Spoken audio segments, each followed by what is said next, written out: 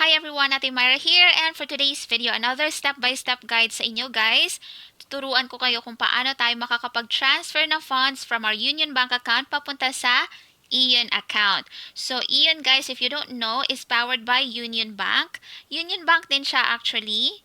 Kasi nung nag-apply ako for EON account, pumunta ako ng Union Bank. So, I don't know exactly kung bakit hiwalay sila. But anyway, if you know, please feel free to comment down below para alam naman natin, right? So anyway, if you're interested, please keep on watching. By the way guys, if you want to know more about Union Bank app, how to get started, how to create an account, and so many more, meron akong playlist guys, ililink ko na lang po sa baba. Please go ahead and check it out if interested po kayo. How to transfer funds from Union Bank papunta sa EON account, very easy lang guys. Andito tayo sa dashboard, punta lang tayo sa baba yung may send or request. Then piliin natin EON account.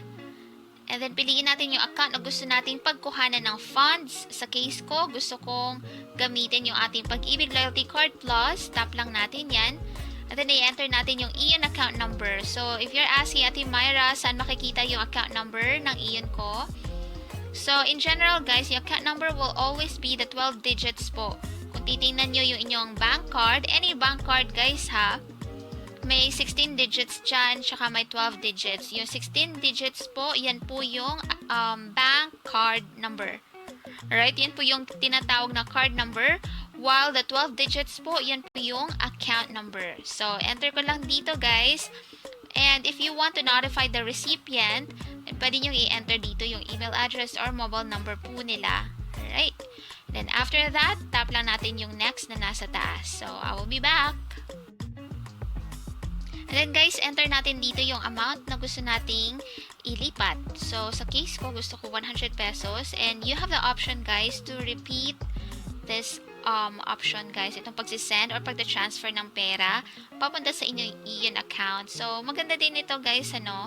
Kasi you don't need to do it manually every now and then. Kung gusto mo naman na, you know, merong frequency or merong time, diba? Schedule yung pagda-transfer mo ng pera papunta sa EON account. So anyway, if you choose repeat, ayan, i-highlight mo lang yan. And then you can select frequency, let's say daily, weekly, every 2 weeks. For example, every 2 weeks. Kasi nagsasahod ka every 2 weeks, ganyan. Select date or never, ganyan. So if ito, okay na siyang ganyan guys. Pero kung ayaw mo naman, then you can, ayun, deselect. Tama bang tawag doon guys? But anyway, ayan, yun lang yung gusto ko. Ayoko na siyang i-repeat. So tap lang natin tong next.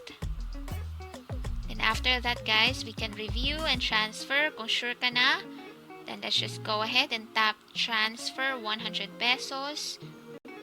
And then enter lang natin yung OTP. And there you have it guys. Transfer successful na po yung ating ginawa kanina from Loyalty Card Plus papunta sa ating EON account. So go to dashboard lang tayo and as you can see, 100 na lang yung balance ng ating Loyalty Card Plus. So very easy lang talaga. Yung EON account is also from Union Bank. Pero I don't know why separate sila kasi hindi rin talaga ako makapag-add ng aking EON account dito sa mismong app na ito. So, I really don't know. Pero merong sariling app po yung EON account guys ha. Yung EON Bank ay meron silang sarili nilang app pero nahihirapan pa akong mag-login doon. But anyway, ayun, very simple lang talaga. Check natin yung SMS. So, ito, naka-receive tayo ng text. And sinabi dito na, ayun, the name of the sender sent 100 pesos to your EON account by Union Bank ending in via Union Bank Online. Ayun. So, ito na yun guys kasi nag-enter tayo kanina ng phone number para ma-receive ng recipient na ako din naman yun. And there you have it guys. Thank you so much for watching. Sana nakatulong kahit papaano itong video ko sa inyo. If you have any questions, feel free to comment down below. And don't forget to click subscribe kung hindi ka pa nakapag-subscribe guys. Thank you so much. I will see you next time and stay safe. Bye for now.